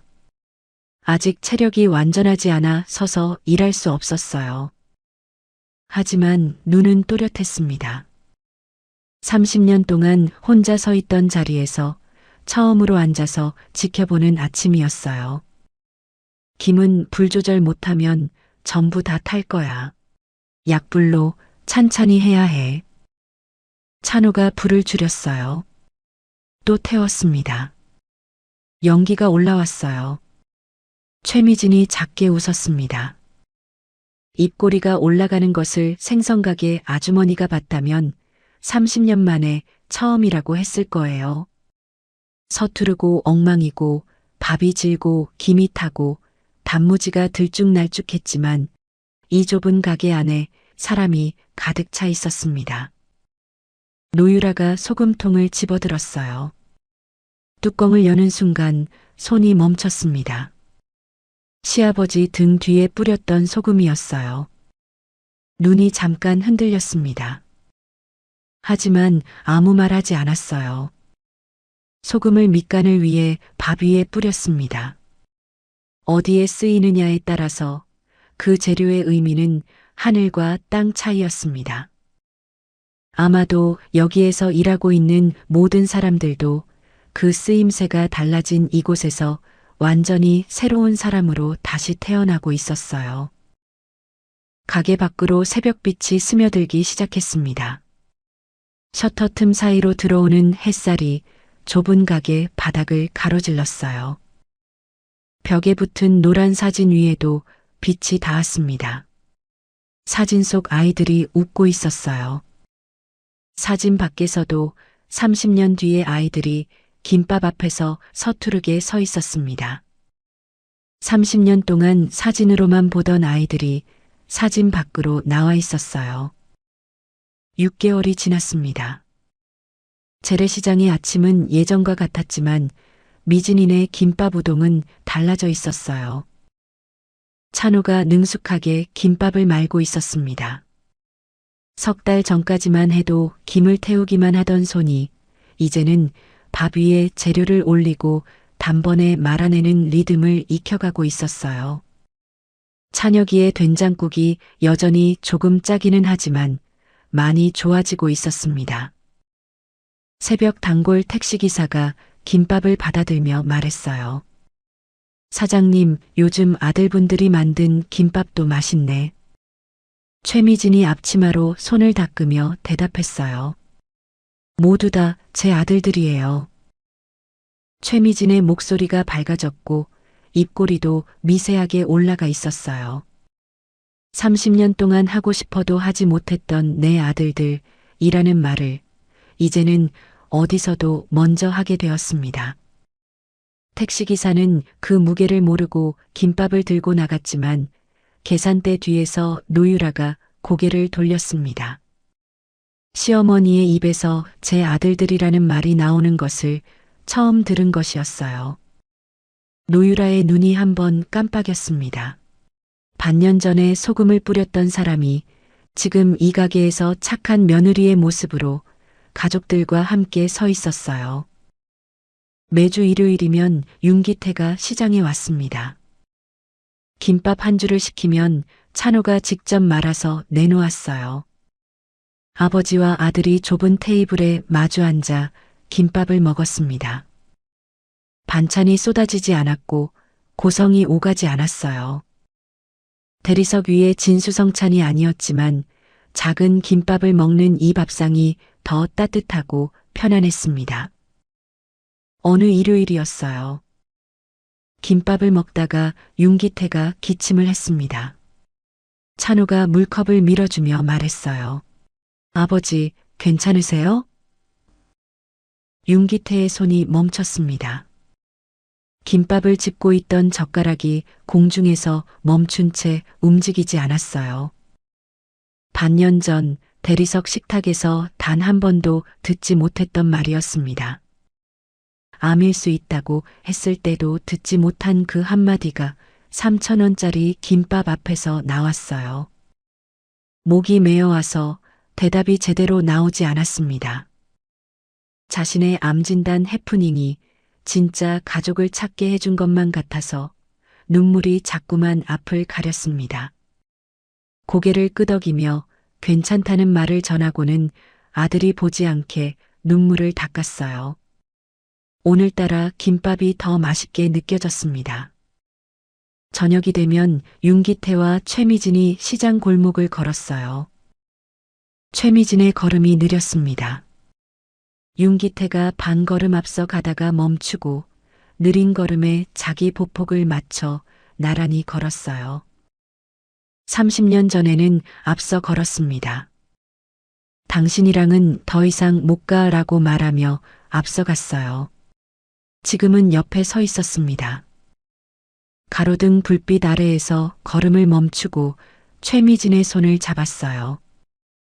칼자국과 데인 흉터들이 가득한 손이 윤기태의 손 안에 들어왔습니다. 우리 다시 시작하자. 최미진이 윤기태를 올려다봤어요. 말하지 않고 고개만 끄덕였습니다. 그리고 손을 더 꼭 잡았습니다. 말이 아닌 손으로 대답하는 것이 이 여자의 방식이었어요. 밤이었습니다. 벽에 삐뚤한 글씨에 최미진의 편지가 조명 아래에서 빛나고 있었어요. 그 옆에 낡은 점퍼가 옷걸이에 걸려 있었습니다. 소금 자국이 아직 어깨에 희미하게 남아 있었어요. 버리지 않았습니다. 그 옆에 뒤집어 엎었던 가족사진 액자가 다시 세워져 있었어요. 서재 벽에 가족사진이 걸린 것은 이 방이 만들어지고 처음이었습니다. 옆방에서 최미진이 불렀어요. 영감 앉아? 불을 끄고 옆방으로 갔습니다. 나란히 누웠어요. 손을 맞잡았습니다. 최미진의 손에서 참기름 냄새가 희미하게 올라왔어요. 오늘도 김밥을 만 손이었습니다. 30년 동안 이 냄새가 이 손에서 사라진 적이 없었어요. 창밖으로 시장 골목의 가로등 불빛이 어렴풋이 비쳤습니다. 내일 새벽이면 아들들이 다시 셔터를 올리고 김을 굽고 밥을 짓고 어머니의 김밥집을 열 것이었어요. 눈을 감았습니다. 참기름 냄새가 손끝에서 올라왔어요. 처음으로 내일이 기다려졌습니다. 제가 이 작품을 쓰면서 가장 인상적이었던 부분은 일조를 가진 남자가 거짓골로 전처 앞에 섰을 때 그 여자가 단 1초도 망설이지 않고 문을 열어주었던 그 순간이었습니다. 세상 누구도 거들떠보지 않은 행색이었어요. 그런데 이 여자만은 달랐습니다. 돈이 있을 때 몰려들었던 수천 명은 한 명도 없었고 아무것도 없는 그 모습 그대로를 받아준 사람은 오직 이 한 사람뿐이었어요. 진짜 부자는 통장 잔고가 아니라 가장 초라한 모습으로 찾아갔을 때도 문을 열어줄 사람이 있는 사람이라는 것을 이 이야기가 알려주었습니다. 오늘도 끝까지 와우 사연과 함께 해주셔서 진심으로 감사합니다. 구독과 좋아요, 알림 설정까지 해주시면 더 감동적인 이야기로 찾아뵙겠습니다. 어디에서든 건강하시고 행복하세요. 감사합니다.